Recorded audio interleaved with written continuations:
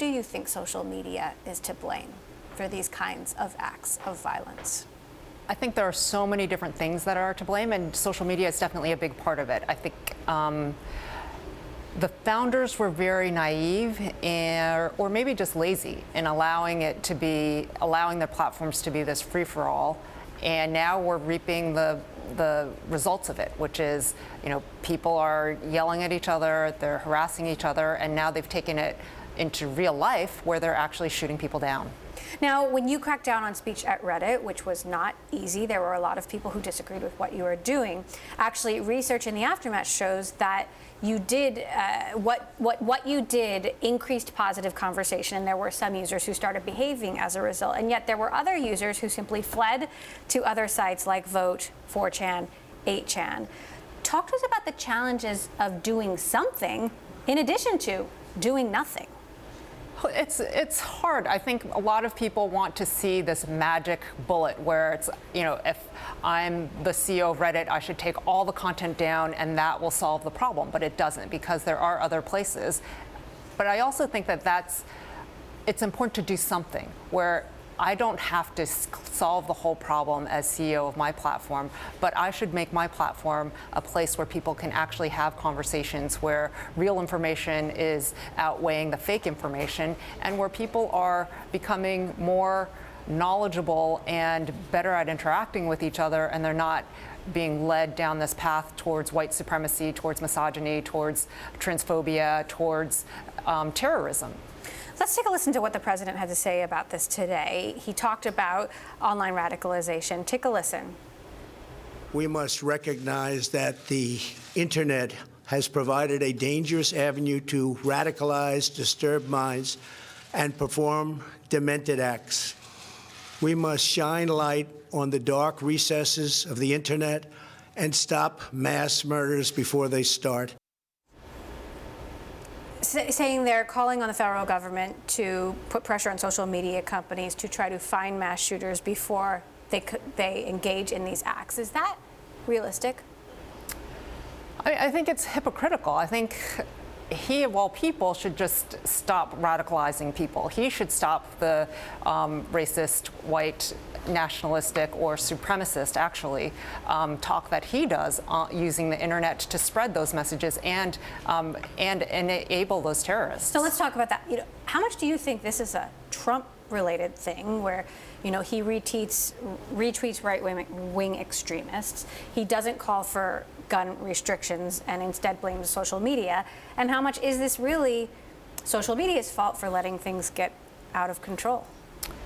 It's a mix. It's always complicated. I mean, obviously, he has a huge role in spreading these messages and in normalizing them, but the media has this huge role, both social media, for amplifying and for allowing him to continue to violate the rules on their platforms, and then also journalists are amplifying his messages, are looking for those clicks, looking for that attention, and pushing out stories that really amplify some of his messages of hate.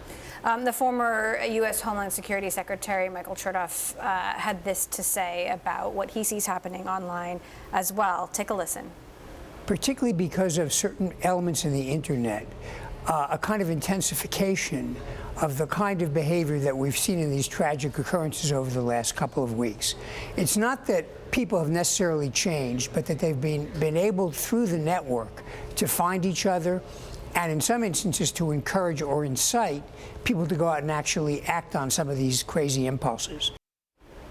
So what more can social media companies do?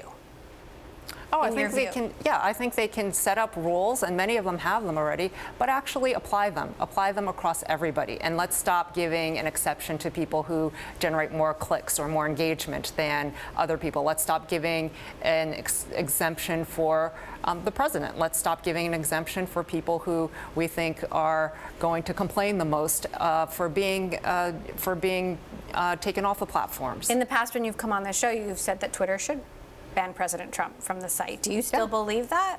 yeah, we look at what's going on, and I think that it would be very hard to say that he didn't impact these terrorist acts. That it wasn't partly because of him inciting groups to target people from different places, people from different backgrounds, people with different skin colors. I think it's a very convenient thing to blame the internet, but that doesn't solve the problem, right? We have to really get down to what is it that we need to do, and it's like, let's have these clear rules. You're not allowed to you're not allowed to harass people. You're not allowed to, threaten people. You're not allowed to incentivize people towards violence or to have people start aggregating. You're not allowed to do that across different platforms. And these are not rules that are new. These are rules that have been out there. These are the rules at Reddit since I put them in there. And let's just apply them evenly. Like, enough with the quarantining. Like, when you have different rules for different groups of people, it doesn't make sense. Like, stick to the rules so people understand it. You do that with your child. When you set boundaries, you make very clear rules, and when you start making exceptions, it becomes confusing, and that's when you get a lot of bad activity. Now, 8chan is the site that is in question today, and we heard from the founder of 8chan calling for the site to be shut down, which is interesting. Even 6 years ago, he suggested that some of these mass shootings were linked to 8chan, and here we are 6 years later, and nothing has changed. There are also businesses that provide services to some of these websites, like Cloudflare, which was keeping essentially 8chan's site up and protecting it from denial of service attacks, and repeatedly refused to pull it down. But Cloudflare has even now decided to stop servicing 8chan. We've got a statement from the CEO, Matthew Prince, who said they've proven themselves to be lawless, and that lawlessness has caused multiple tragic deaths.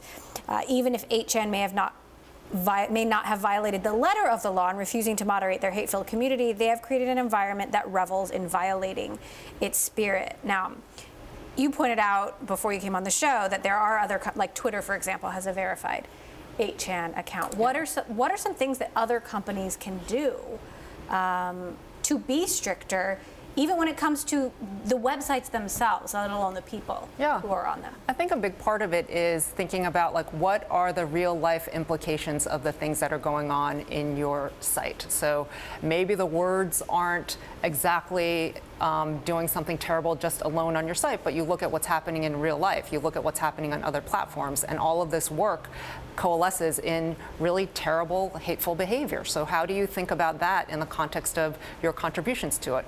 How do you think about not necessarily solving the whole problem, right? So what if they go to other platforms? So what if they are still going to aggregate, but you've done your best to solve the problem with the tools that you have? I think, saying that it's too hard, or saying that it's not going to solve the whole problem, saying that, you need to be able to track these people, like, it's not worked, right? We've gone through the past 2 decades and seen that the internet actually is not a place where humans come to have positive conversations. They come to have to get a dopamine rush. They come to really engage in emotional behavior, and it's less thoughtful than we imagined. So do your part, no matter how big or small you are.